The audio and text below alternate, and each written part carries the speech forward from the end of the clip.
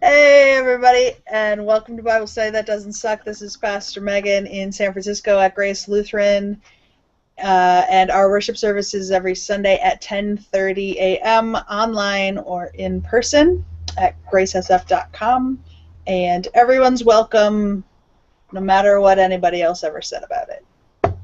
And I am Pastor Amanda Zentz-Allo. I serve at Central Lutheran Church in downtown Portland, Oregon. Our services are at 10:15 every Sunday morning. And again, all people are welcome, no matter what anyone has ever told you before. You can come and join us for worship. We would be glad to have you with us. And last Sunday I did a welcome message involving lots of different toys with some kids who came to church because their grandparents were in town. And it involved like different rainbow colored people and different rainbow colored farm animals, and then after we talked about what kinds of farm animals were in there, and we were talking about how everyone's welcome, and I said no one's ever brought a cow before, but it would be welcome if it showed up. Messy but welcome. And so then the kids introduced their stuffed animals to me, and I got to meet their stuffed animals. And then later, during communion, because I said that everyone was welcome, one of the kids brought their stuffed animal forward for communion. And because it couldn't eat the food, it got a special hands-on blessing. So I really do actually mean it. Don't bring a cow just to make fun of me, because I will be the one who has to clean the carpet afterwards from the cow pies. And it would be very difficult to get the cow up the stairs. So yeah, to the I mean, they'd be welcome, but it'd be a mess. But church is messy sometimes. Today, we're looking at the text for Epiphany 4b, which is just a fancy way of saying that it's the season after Christmas when we think that the Magi had come, but it's not quite Ash Wednesday or Lent yet. That's all it really means, and it's a part of the 3-year cycle. There's a cycle for the Gospel of Luke, the Gospel of Matthew, and the Gospel of Mark. This is the Gospel of Mark here. So the first text we'll look at is Mark chapter 1, and the text will be down here once we post this video on the blog. And it starts in Capernaum, in a synagogue that I visited a couple of weeks ago. I'll try to put a picture of it down here as well, the ruins of what the synagogue looked like. This synagogue is a place where Jesus is going to get in trouble for doing things you're not supposed to be doing on certain days of the year, but this is kind of Jesus's first opportunity to do anything with this voice from the heavens that came during Jesus's baptism and declared that Jesus was beloved. Then he goes off into the desert and is questioned by the one whose job it is to find out if someone's really faithful even when God isn't looking.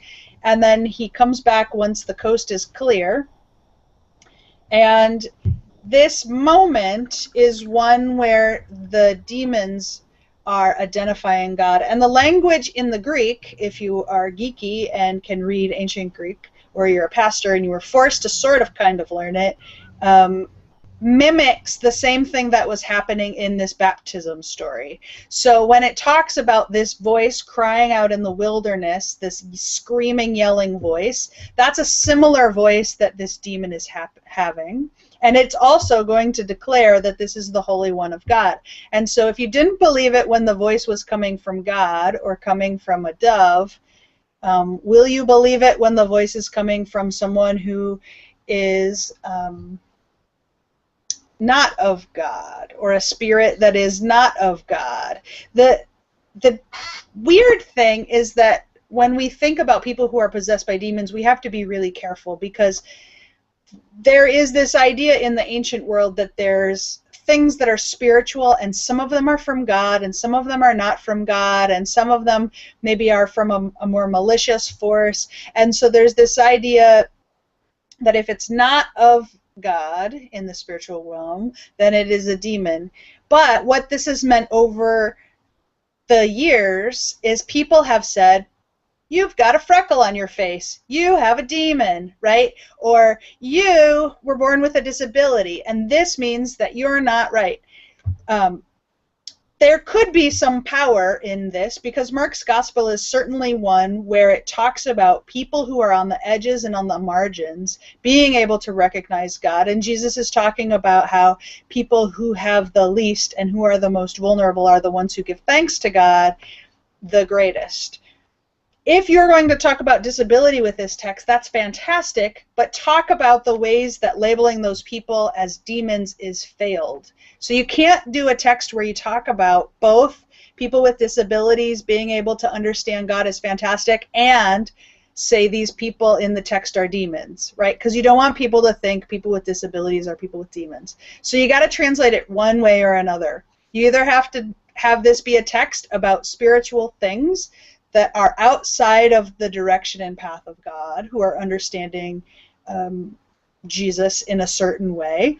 If you're someone who has a congregation who believes in exorcism or who thinks of bad things that happen to people in this sort of way, just tread a very careful line, because you need to know that I, for example, was told that I had demons because I was gay, and people tried to exorcise those demons from me in a violent way. Other people, like who have had addiction, have had their addiction called a demon that was pulled out of them, or the spirit of addiction being a monster on your back that is always wrestling with you. So if you are going to say that this is someone who has overcome a very difficult thing, and the person is beloved of God, but the addiction or the difficulty in their life is not, know that that has a lot of landmines to that thinking. Because as our understanding changes about what's acceptable behavior and who's the scapegoat that it's okay to be inhumane to, it doesn't usually, like, we might change our mind and say, oh, people of all skin tones are now able to vote. We might make that change as a group of people, but we very rarely do the reconciliation work that it takes to heal for that. So even when our minds have changed over history, we might not have gone back and ever said, hey, I'm sorry I had that stupid idea before. We might just celebrate how great we are for evolving our thinking, but not actually have ever gone back to that community that we hurt so much and made it better. So just know that that's kind of a landmine of thinking if you're going to think about that in the justice realm. Doesn't mean you shouldn't go there. It just means you should go there with some thought and some attention about how you're using your language and how you're using your words. Because we live in a day and age where a very small group of people believe that there are spiritual forces of evil that are out to trick people and go and, like, in our DSM, our current version of DSM, there's not a DSM code for overtaken by demons. It's just not a worldview that we have right now. And so thinking about how this text goes, you can either ignore that or find a way to talk about this text that maybe fits our current day in a way that's helpful. I happen to think that this text is a great one where you can talk about communal ways that we are maybe missing the mark with each other. I think it's also a great day to admit that we had false ideas and scapegoated people in the past, right? And just be honest about that. And I think you can even be honest with people like, this language is difficult and I don't know how to bring it into a current context because this isn't something we necessarily believe fully anymore. And I wish that our church, and I think the reason a lot of people don't go to church is because we fail so often to admit when our ideas about how the world works has changed, and we just read the same Bible text but don't ever say, well, we don't really know if demons exist anymore. So just be aware. That would be my opening remarks about this text. What do you think, Pastor Amanda? I think there's a lot. I completely and thoroughly agree that walking into this with our modern context, that we have to be careful of the pitfalls and the landmines that are in front of us, because it can be a very, very dangerous text. But one of the pieces that is nice about this is that the text does clearly make a delineation between the individual and the demon.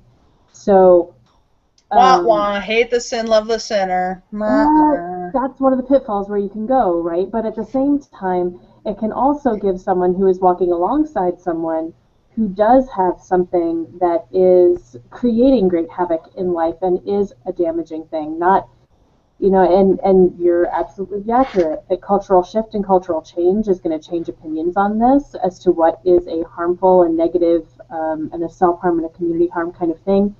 But if you're walking alongside someone who does have something that is causing them to truly harm other people, someone who has a tendency to abuse, someone who is and does have a narcissistic personality, someone who does, who is clinically, you mentioned the DSM, which is the Diagnostic Manual for Mental Illness in our country, someone who does have a sociopathic personality, where they are unable to have empathy for others, and they have a tendency to harm other people. It can help us to learn how to struggle with still caring for a family member while not caring for what they do. And I don't know that there will ever come a day where murdering someone is acceptable behavior. Mm-hmm. But there is a day where the child of the murderer has to find a way to reconcile the fact that this is still their parent and there's still some kind of emotional connection to this parent who has committed these atrocities. And how do you, as a child of someone who's committed these atrocities, wrestle with finding a way to believe that God can redeem that person? That Jesus and the power of Christ is big enough to redeem even that kind of evil, even that extreme of a situation. That the individual that you care about, you may not love them anymore, you may not like them very much anymore, but that you care about this kind of an individual, that God is still big enough and has the authority and the power to still redeem them into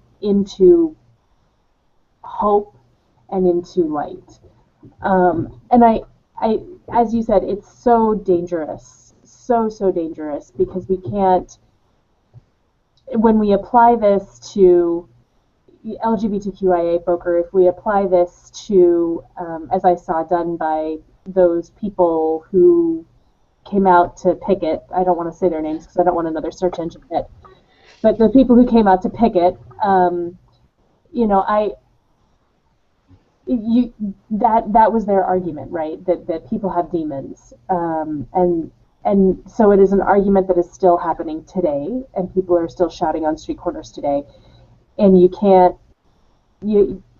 being very careful is very wise.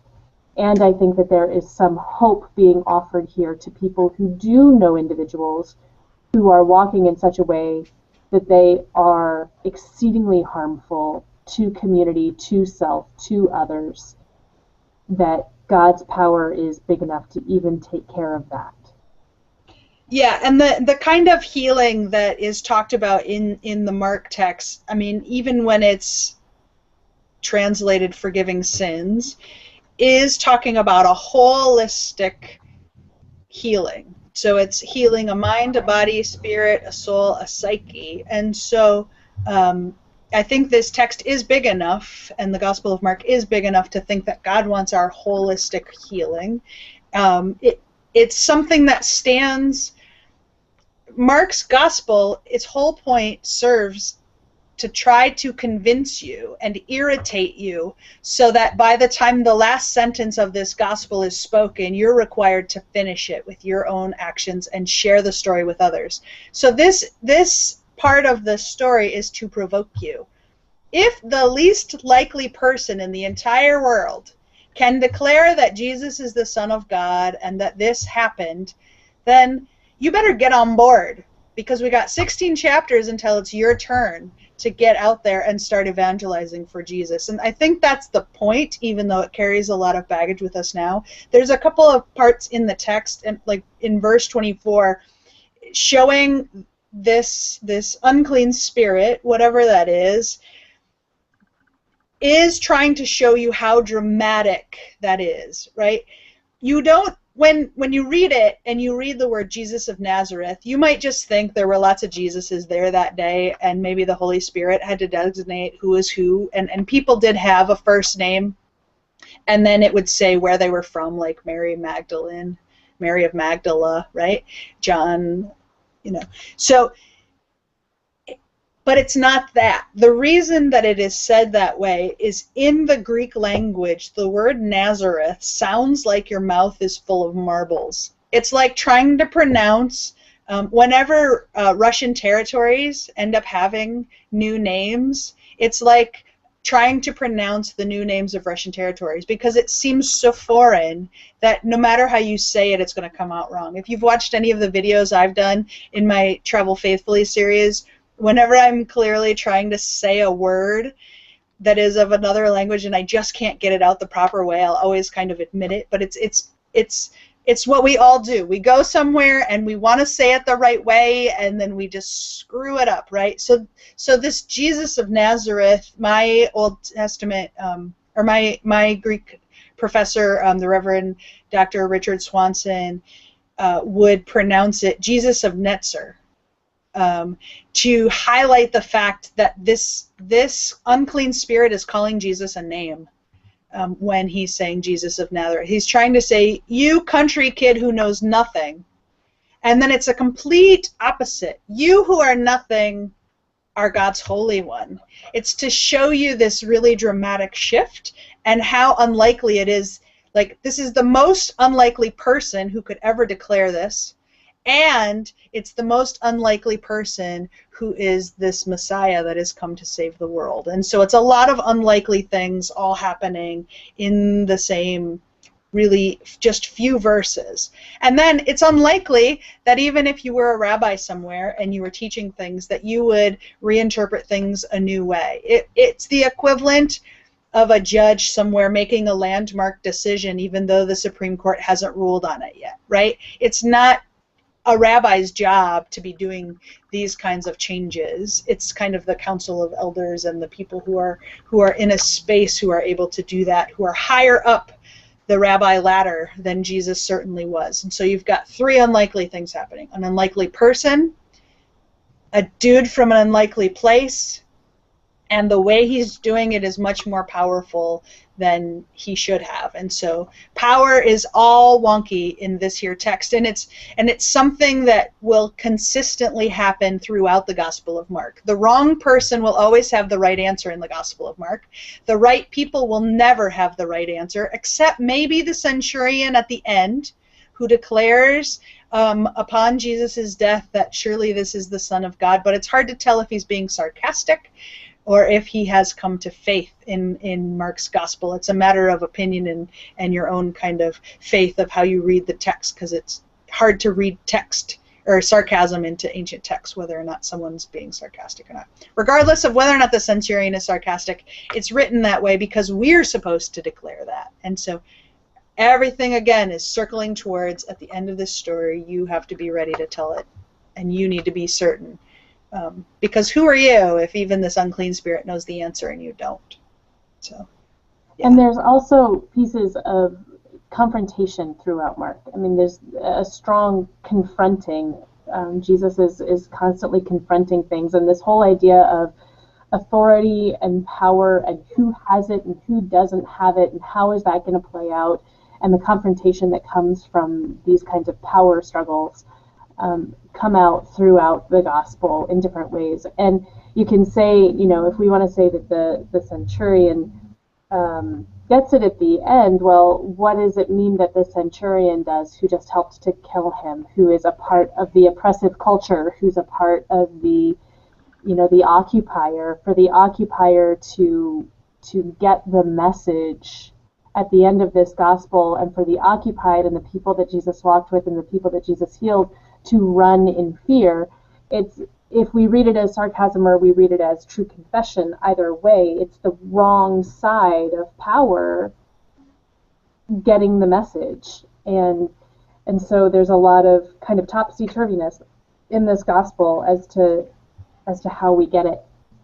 Keeping in mind this is the first gospel that was written as well. It's written after the Corinthians that we're going to read, but it is our first gospel, and it's speaking to a time it's pretty filled with fear and pretty immediate. So it's just an interesting. I don't know personally. I don't know how I will or won't preach on the Gospel of Mark this week. I think it's very rare for me to not preach on a gospel. It's very rare for me to not preach on Mark, and yet the pitfalls of this are pretty extreme. And if you take it as like addiction is a demon, then we can move to the First Corinthians and take a look at what that's saying about different ways of life and different things that can bring up. And you can do a sermon on that kind of a thing, but it's so filled with pitfalls, and it's such a dangerous environment to begin to tread into that you don't know what you're bringing up and you don't know how you're going to mess it up. So I think sometimes it's safer when we preach this to be preaching the concept of the new authority and the issue of Jesus being something different than has come before, because that's a safer place to go than trying to dig into what does it mean that Jesus comes as the great exorcist and removing the demons and the evil of our world, which is everybody on the wrong side of the fence gets that, and nobody on the right side of the fence has a clue. Right, and there's a couple things you have to remember from this. Is remember, number one, baptism in ancient Christianity is an exorcism ritual. So it could be that Jesus was exorcised in the Jordan by John. This is not the kind of theory that's going to go well with many Christians, but it's what we thought baptism was. So it could be that Jesus is exorcised in the Jordan by John, and then he's able to show that his baptism was successful by being able to exorcise other people. You could read it that way. The other thing that I wanted to point out that from my research, my theory that will be coming out in my Gospel of Mark book soon, is I believe that things in the Gospel of Mark happen in threes. Right, the feeding happens in threes with the different feeding groups. The times that it is declared that Jesus is the Son of God is happening in threes. And I think, if I remember correctly, it's been a while since I've looked at this particular text. I think the healings in the temple happen in threes as well, and that this is one of three moments that it happens, with the idea again that Mark is interested in giving you the story in a repeated way so that you will figure it out and that you'll be able to understand this in another way. The very next time, I believe it's the very next time that Jesus is in the synagogue in Capernaum is when he's healing the man with the withered hand. And it's a dried, it's not necessarily withered, it's a hand that is without moisture that Jesus re-moisturizes. Right? So Jesus puts the water back into it. It would be the deep Greek translation. So know that when Jesus is in the synagogue, he's going to do something that is going to let you know that he is overstepping his authority. In that moment, when he's putting the moisture back in the man's arm, he does it on the Sabbath day. Right, when he is not supposed to. So if Jesus is in the synagogue in Mark's gospel, it's to prove that he is higher up on the religious ladder than maybe he's given credit for in titles during his lifetime, and it's going to be to show you some of these ways that God is present in the world beyond the rules that other people might come up with. I guess that's a very Lutheran way of looking at it, but it also seems a very Gospel of Mark kind of way to look at it. So that's what I think about Mark. Well, do you have anything else on Mark? No, let's look at the Corinthians. Corinthians. I mean, it's not great and all that, but it is interesting. So it'll be down here once we get onto the blog. And we're looking at 1 Corinthians 8 and understanding that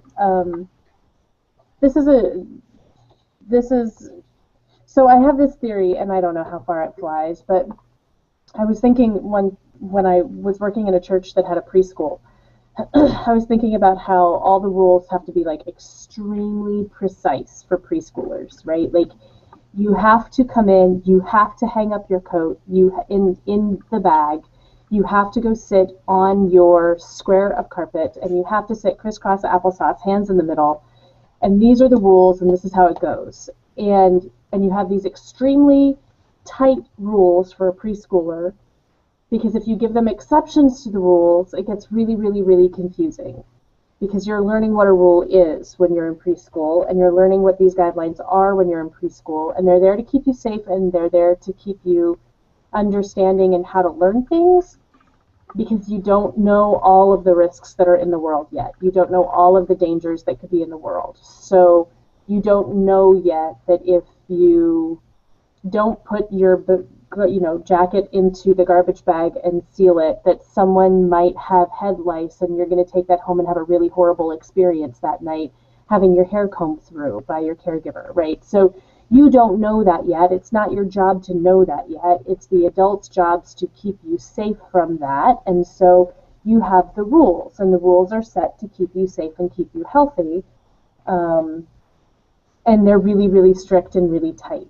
So sometimes I think about Paul as being the Christian preschool teacher who has to have these really, really, really strict and tight rules, and especially when talking to the Corinthians, because he's talking to people who don't really know all the dangers that are out there yet and don't really understand what the kinds of pieces are that as they're trying to start to get their morals and their ethics from a religious code, that because that was not normal in that time and space for them to receive morals and ethics from a religious code.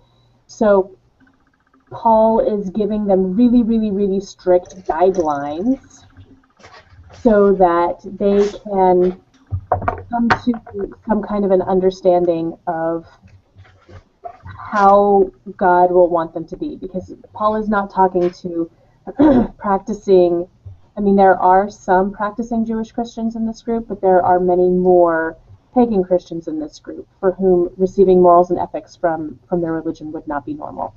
So I think that Paul has really, really, really, really strict standards and really, really, really hard words on how to be a good Christian.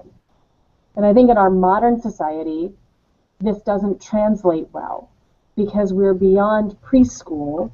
Our morals and ethics have come from our religion for as long as any of our generations can remember. And so we are at a very, very, very different learning space. We might even be in middle school. I mean, I'm not thinking we're in high school or college yet, but we could potentially be in middle school. We're not in preschool anymore. So those exceedingly precise, harsh things that Paul says don't always serve us. To tell middle schoolers they have to come in and do exactly these things and sit crisscross applesauce on the floor, hands in the middle, isn't going to serve their developmental stage. Right? So I think that it's not that we are trying to toss things out of Paul or trying to, yes, we do choose the things that we like. Let's be honest, everybody does. And I think that there's reason for doing that sometimes with the gospel or with the words coming from Paul. So here in 1 Corinthians, we have this section where Paul is talking about eating meat or not eating meat. And if we look at it just in this situation of, if we don't really understand the full context of what's at risk here, it seems like a really strange and odd thing to be talking about. Like, why are you so obsessed that for 13 verses you're going to be talking about eating meat or not eating meat? And therefore, if food is a cause of their failing, I will never eat meat so that I may not cause one of them to fail, right? Like these extreme, huge statements by Paul about eating meat or not eating meat. That's not really what it's about, right? Within the context of Corinth, there's some really, there's some interesting stuff that N.T. Wright has written about this. There's lots of different theologians and lots of different people that we can say we do or don't like. This is just interesting. And I just thought I would share this with you. It was shared with me this week. What people don't normally realize is that in the ancient world, the temples normally were the restaurants, each town or city had plenty of shrines to local gods and goddesses, to great divinities, and what people mostly did there was come with animals for sacrifice. The animal was killed, it would be cooked, and the family might have a meal with it as the centerpiece. There was usually more meat than the worshippers could eat, so other people would come to the temple and share in the food which had been offered to the god. Even that would fail to use up all the sacrificed meat, so the temple officials would take what was left to the market, where it would be sold in the normal way. Most of the meat available for sale in a city like Corinth would have been offered in sacrifice at some point in time. So for that reason, some Jews in the ancient world, in places where they couldn't or didn't have a butcher of their own, refused to eat meat at all. They didn't want to be involved, even at one remove, in the worship of idols, man-made god and goddesses. They knew there was only one God, and they didn't want to break their covenant. So let's see,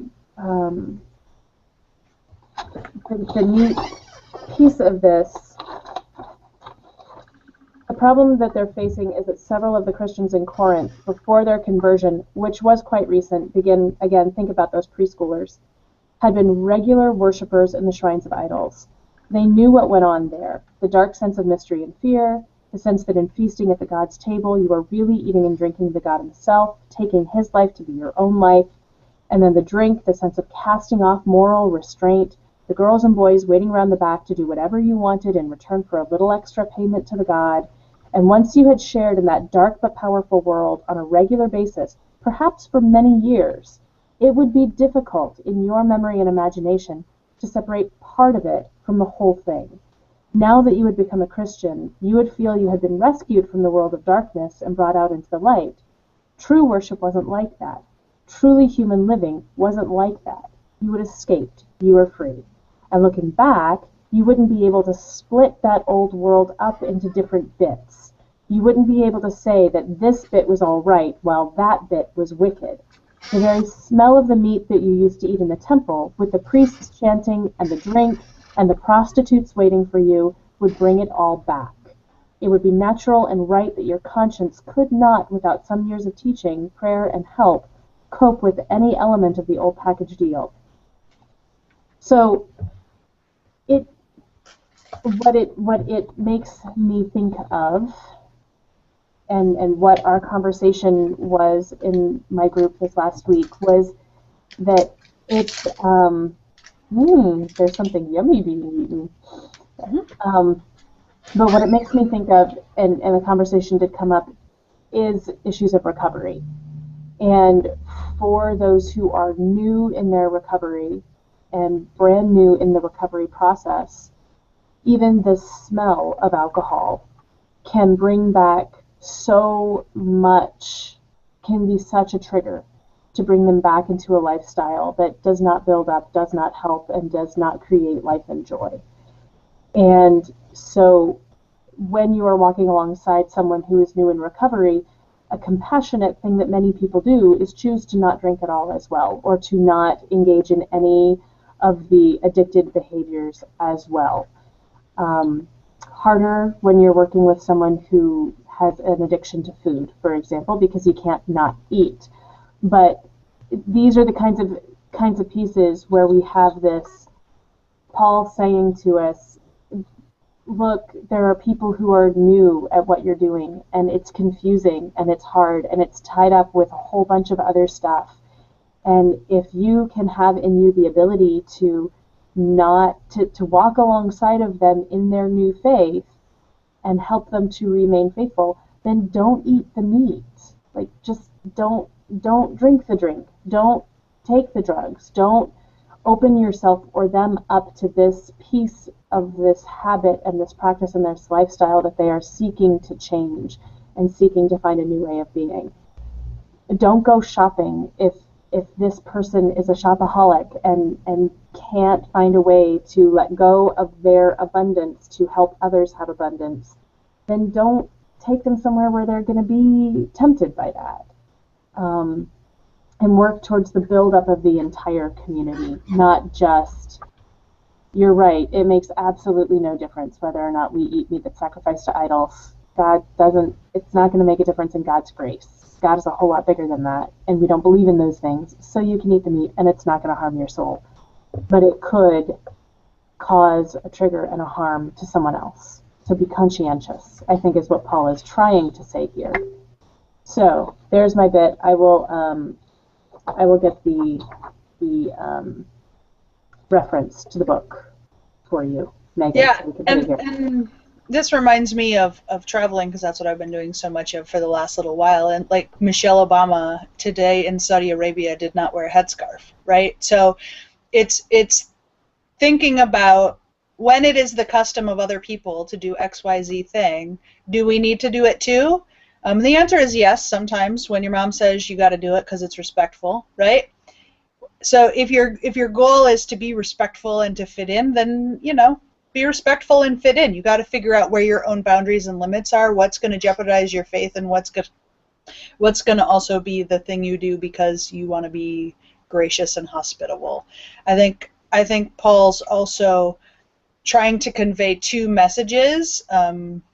One, what I do as an individual is Jesus doing it, right? Because I am this place where God is present in the world because it's in my heart, and where you see one of these, then that's where Jesus is, right? So what I do is Jesus doing it, so I want to pay attention to it, which is why chapter 6 of 1 Corinthians is all about sexuality. Then, now he's also saying in this section, what you do to others is what you do to Jesus, right? So if you are a jerk to that other person who has these special customs, then you're being a jerk to Jesus. And I think this is a part of just kind of having a real life explanation. What does it mean to do unto others as you would have them do unto you? What does it mean to forgive as you've been forgiven? Like all those words in our Lord's Prayer. How do we love our neighbors as ourselves? And so this is kind of a detailed explanation about that. Paul also, celibacy was his way, and he thought everyone else could just turn off their feelings and make rational decisions at any moment, and you could just choose what you were going to eat and how you were going to behave based on what was the most rational idea, because of course we're all able to be abstinent, right? Abstinence only, I've heard that before. Aristotle argued that to completely abstain from something or to be completely gratuitous in something is both wrong. That somewhere in the middle is the place to be, to give yourself the ability to be healthy somewhere in that golden middle, as Aristotle called it. You get to kind of find your own boundaries. For some of us, testing or tasting at all leads to difficult decisions, and so we need to abstain if we're being sober from things that we have addiction with. One way of thinking about this distinction between your what's the most spiritual and what's the best for your body and what is good is this face that comes from Mexico City that I got this last year, and it talks about the duality between the flesh and the body, and this will be part of our thinking of Ash Wednesday, right? We're all going to die and we're all going to go to the dust. Paul thought that was going to happen really soon. Right? So he believes, of course you can abstain from eating that food if it's going to make someone mad. We're all going to go into the heavens like Jesus did, and it's going to happen tomorrow. So just for today, do this thing. And so if you feel like you have a war within yourself of the things that you want to do rationally versus the things that you actually do on your day-to-day practice, whether it's if you want to lose weight rationally, and that's a difficult thing, or you want to be loving towards someone who's jerky, and that's a difficult thing. Whatever it is that is kind of that dual split, know that it's so ancient that people have been talking about this division forever. When do we do the thing that's smart, and when do we do the thing that our heart wants, and when do we do the things that make us feel cared for, right? So sometimes I have a soy hot chocolate even though it's not in my diet because emotionally I feel better, and that's more important in that individual moment. Other times I skip the soy hot chocolate, right, because taking care of my body is what's important for my long-term moment. And so we make choices, and sometimes because of the way ethics are, we break our ethics. I posted a photo on Facebook while I was in Mexico City of myself eating at McDonald's inside a Walmart, right? Because even if you have you're going to only eat your food in the exact right place forever. You might decide in Mexico, where you're warned that if you eat certain types of meat or meat that's prepared in difficult ways, that you might be sick for a very long time. And so you get to make choices about what risks you're willing to take, and when you're exact about your ethics, and when you're able to be more leisurely. The difficulty with anything that you're discerning, whether it's how we live our lives day to day in our ethics, or when God is talking to us and when it's something else, is that we don't have a socially approved, culturally approved method for knowing when we're right. The method that we use right now for determining if our love choices are the best is waiting to see how it ends, right? If I take a great leap and I do something that's irrational, but I'm married to that person for 75 years, that's deemed romantic and right, right? And if I make that same leap and we get divorced in a horrible, difficult way, then I made a horrible choice, right? So there are parts of our lives where we don't judge them wholly, rationally. And I think this is a difficulty of the way that we're discerning our decisions, right? So we might think, God is calling me to do this, and then we try it, and then we decide if it's true based on something good happened or something bad happened, right? So it's the same kind of thing where we're waiting to see how it ends before we decide if whatever we got was a true message. But we don't have, like remember when you used to be able to write with invisible ink, and then it would appear, or you could work on those crossword puzzles in the car with the invisible pen, and it would make things appear correctly when you were right. We don't have like a magic soot you can put over the top of your writings that when you've got it all right, it's like, ta-da, God is happy, right? Wouldn't that be great if God was our Facebook friend, and whenever we said, I'm going to do this thing, then God could like it, and then we'd know for sure what God was up to.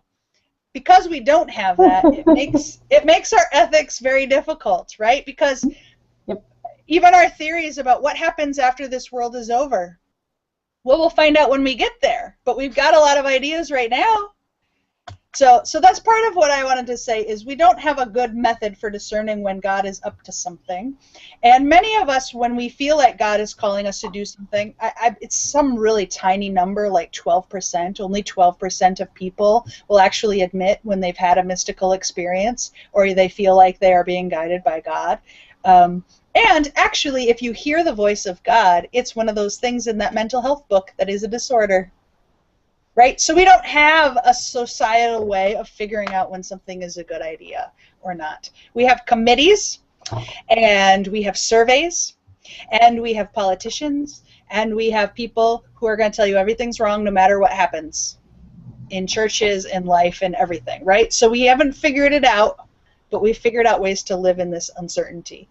The other face that I wanted to show you, which is also from Mexico City, is the face of marriage. And so it's gender differences all in the same face. There's this up here symbolizes the things you only learn by being married to each other. And it's kind of that communal wisdom. And so it's this idea that in being a part of a family, in part of being a part of a married life, there are things you learn that you won't know. At least this is the ancient wisdom. Like if your parents have ever said, just wait till you have kids, then get back to me on how you feel about however I parented you, right? You know that there's this idea that only in living something can we truly understand it. I show you this face because Paul was never married. So Paul has none of this. Right? Paul's giving a lot of advice about how to be in relationship with other people, but there's whole spheres of being in relationship that Paul has never experienced. And we can think of this as any people who have chosen celibacy who try to give advice about how people should have contraception or not, or what kinds of love relationships they should have or not. You got to view it with a grain of thank you for your advice, but you've never been in a relationship before, so how can you possibly know? And the caution there is that sometimes we justify bad behaviors that are happening in our love lives because we feel like no one could ever know or see the fullness of this person. So I'm not talking about that kind of thing. If you've ever been in a relationship that hasn't gone well and you've told your friends, oh no, he's not horrible, or she's not horrible, or they're not horrible, because you don't know the fullness of them when the red flags are everywhere. That's not what I'm speaking about. But just a reminder that this is unsolicited advice from a guy who's not dealing with this issue, right? So if Paul's giving advice on what people should do who are coming out of a faith that has all of these senses about food, we should judge it with the same sort of feeling that we do anyone who comes up with a solution about how easy it would be to just solve that problem who's never been there and has no idea.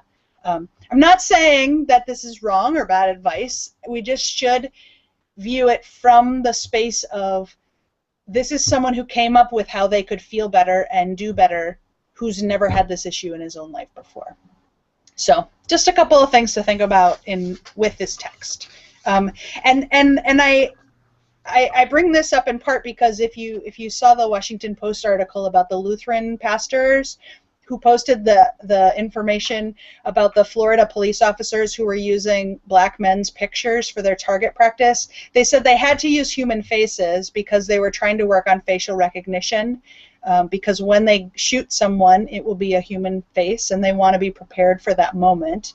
And the response back from the Lutheran pastors was, take a picture of us in our clergy robes, because then it's not personally about us. It's not assigning some sort of bad behavior to us, because for the most part, when people see a picture of someone in their pastor robes, we don't have the assumption that they're going to be up to something.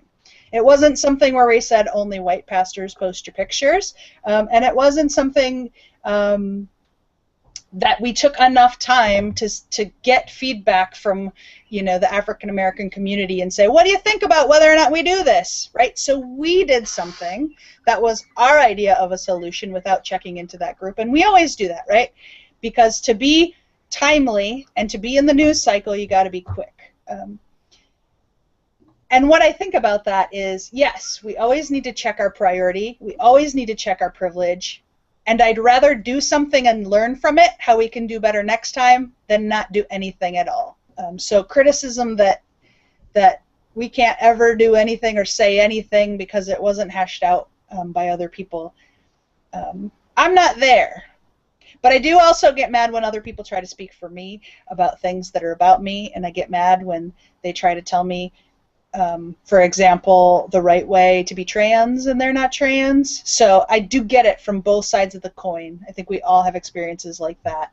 But that doesn't mean we shouldn't try and we shouldn't yearn for something in that wackadoodle space. What's up, Amanda? And Megan and I reacted differently on this one. Megan sent a photo in, and I chose not to this time for the Use Me Instead hashtag. And I think for myself, where I am in my own journey on this, is that 6 months ago I would have sent a photo in a heartbeat, because I get that getting in the news cycle, I get that responding is better than nothing piece. And right now where I'm at in my own journey on this is recognizing that and there's a conversation now happening around that particular action, which is articulating some of the stuff that I was feeling around it moved the focus of the center away from people of color and onto white folk, because there were not that many folks of color who responded and participated in the Use Me Instead hashtag. And I think that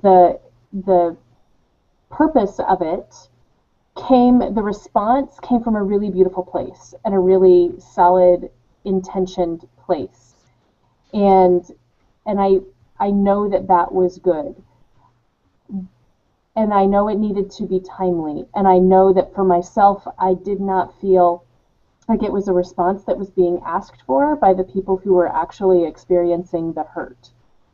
And so the part that I struggle with as someone who lives as a white straight girl who lives in an amazing amount of privilege, trying to learn how to be an ally and an advocate is really, really, really hard from a privileged place. And I was not able to articulate swiftly enough my discomfort with the movement in a way that wouldn't, I didn't want to shame people that I love and admire and care about in saying that this doesn't seem like the kind of response that is necessarily going to actually have that much help for the situation, because I didn't know how to respond, so I did nothing. And that's just as bad, right? Like, the challenge is how do you learn how to be that effective ally and advocate? How do you not do nothing? How do you find a way to voice these things? And how do we create environments where we can talk about these things, have differing opinions, and still have respectful conversation with one another, continue to remain in conversation, continue to hash this out? How do we take the discomfort that we feel in times like this and in moments like this and in situations like this and turn it into profitable conversation that can move us as an entire group forward, whether it be on transactions or issues of racial inequality? We have in our world right now, in the last 10 days, 2 trans people of color have been killed. And the only reason why I know this is because it comes up on my Facebook feed because of the people that I know who are doing this kind of conversation and lifting these kinds of stories up. Otherwise, no one in my circle knows these things. So why is it, how is it that we can, I think for me in this situation, it is as much a challenge of how do we not allow the exceeding divide that our country is increasing between right and wrong, and how do we allow ourselves to live in the middle and say, yes, an action is needed, yes, it must be timely, yes, we as people of privilege in our color want to respond in some way to this horrible thing that we know is wrong and should not continue. How do we do this with integrity, timely? What does it mean that we don't have enough relationship with people of color that we can have a timely conversation with them and response? Well, the people who started the movement do have those relationships. Laura Gruen, for example, has spent almost all of her ministry doing dialogues that lift up conversations, and did her internship in a really thoughtful way. And I think there's a much longer explanation on the Facebook site of pastors who are doing this than on the just Twitter hashtag. And I don't know if it's all actually, it wasn't explained very well in the Washington Post article compared to what was kind of described is first of all, there was way more people who posted, "I'm in tears. It's great to see pastors finally taking a stand for something," than people who were kind of concerned about the action. And second of all, what I thought was going to be more powerful than a hashtag and some pictures is that they were actually printing out the photos and sending them to the police department that had been using the photos. So it was not an intent to, I think, speak for people on this issue. I think the intent was to create something tangible that could be sent to the police department that says, morally and ethically, you need to think about this. And there's nothing better than pictures of pastors to do that. And it's not about thinking that, I mean, I personally think target practice with human faces is wrong because you shouldn't have the assumption that you're going to be shooting people, right? We shoot more people than other countries that we think are terrorists, like our police system. I think we're shooting people because we don't want to deal with mental health issues sometimes. Yes, there are times when people are in danger and need to make a difficult call. This is not what I'm talking about. What I'm talking about is difficult situations where, you know, someone has a mental health issue and is acting erratically, so they shoot the person who's not armed at all. and they know the person's not armed at all.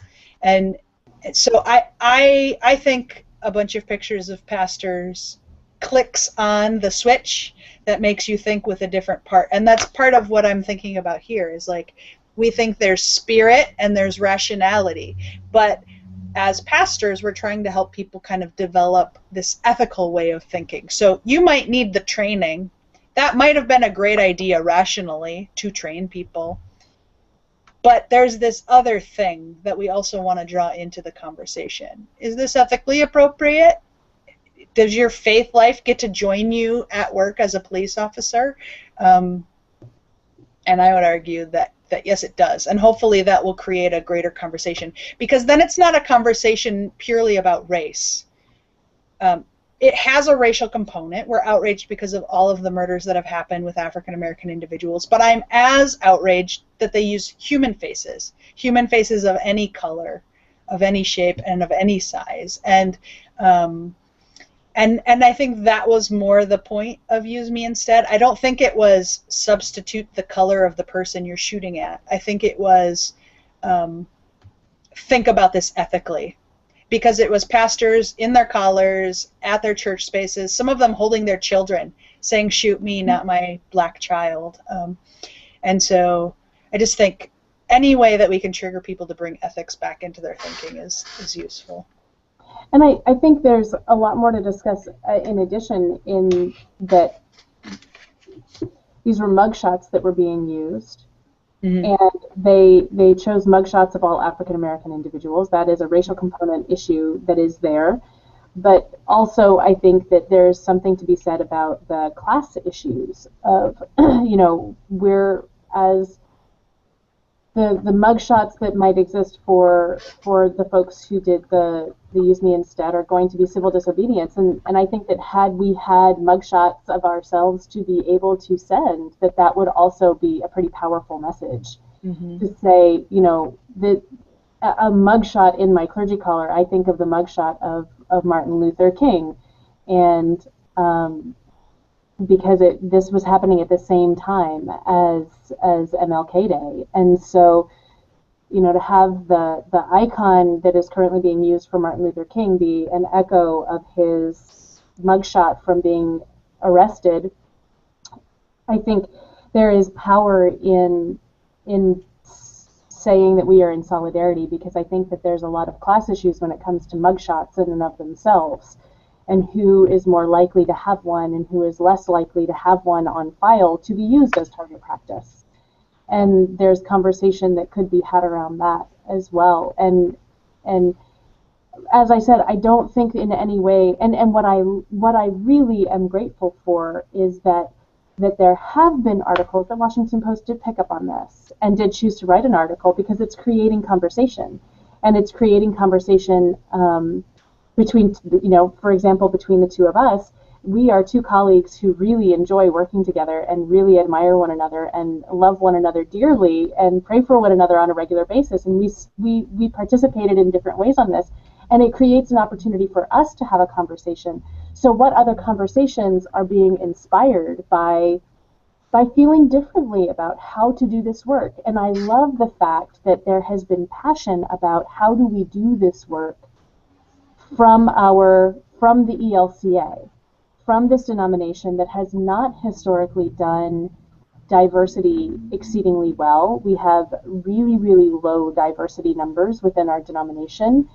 And I think it is powerful and fantastic that this is opening an opportunity for more conversation on how do we do this? How do we do this well? How do we do this not just in issues of sex and sexuality? How do we do this in issues of race and racial inequality? How do we do this on issues of classism? How do we do this across the board? Because I think that at the end of the day, that is how we bring about the kingdom of God. By having these kinds of difficult conversations, by disagreeing with one another and finding the way to come to that middle space to say, you're right, I hear this portion of it and I love that portion of it, and I think that there's really something here that we need to do better at listening to the voices of the people whose siblings and brothers and sisters and children were on there, and how do we get them involved in our conversation, because they may not even be Lutheran. So how do we hold those spaces and open those spaces for those conversations with integrity and care and authenticity in ways, because I truly believe that that is how we find the kingdom of God in this world. And it's hard, and it's really, really tough, and there's so much at stake, and there's so much, you become really, really vulnerable. I know for myself in my work in trying so hard to be a good ally and advocate in the areas that I try to do that in. I always feel phenomenally vulnerable because I always know that I'm going to screw it up. I'm not going to...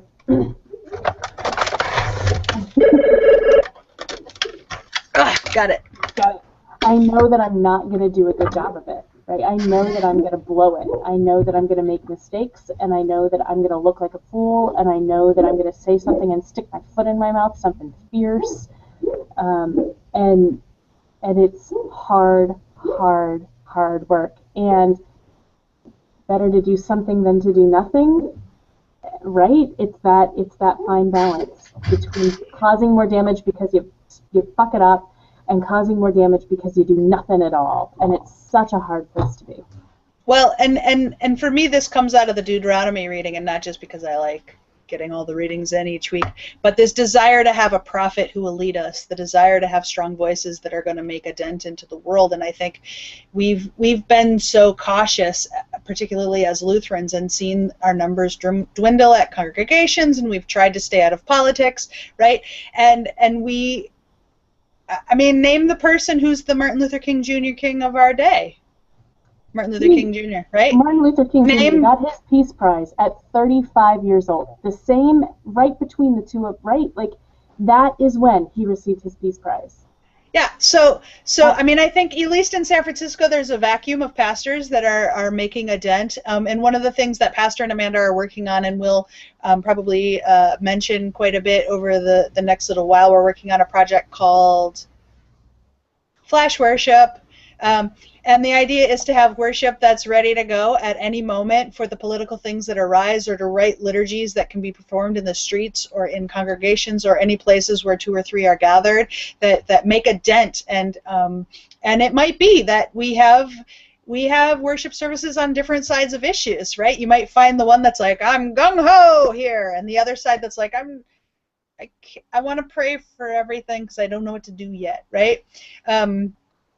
And thinking about how we respond to current issues and how we can be active and engaged in the world. I'm not saying that means that we're going to win the Nobel Peace Prize anytime soon, but you never know. No. Stranger things have happened. But I think it's, and I'll go back to the Deuteronomy text as well, because I think that the challenge is that it's the same thing that you were talking about earlier, Megan, that we never know until the end whether or not the prophet was the real prophet or the false prophet. And usually the false prophet is the one who leaves us comfortable, and the real prophet is the one who makes us really, really uncomfortable and itchy and does things that, frankly, get them murdered. Which is the opposite of what Deuteronomy says. And so that's why, unlike most times on Sundays, I will be reading less of the lectionary text. I'm taking off the part about, if they're not with me, then they die, because Jesus died and was with God. So that was wrong. Good idea, Deuteronomy, but no. All right. I think we have covered things appropriately well. Yes? Yeah. Yeah. We have, and it's exciting. So thank you, everybody, for listening in and for having conversation with us. Thank you for letting us hopefully model for you a little bit of opportunity to disagree and remain in conversation with one another and continue to learn about how to do this really, really hard work of social justice stuff in good and authentic ways, and how to remain in good relationship with one another as we take different approaches and as we continue to struggle through and learn. Yes, and hashtag Black Lives Matter, but hashtag even more important, all lives matter. All people are important, and we have to figure out how to live together and you know, live with mental health issues that bug us and live with addictions that we continue to wrestle with, and know that just as we began, the welcome comes from God, not from silly people making up lists. So you're all welcome, and certainly if you had the strength and the fortitude to make it through this whole Bible study, then you've got a little extra. All right, way to go, folks. All right, thanks everybody. Have a good day. You're welcome. Bye.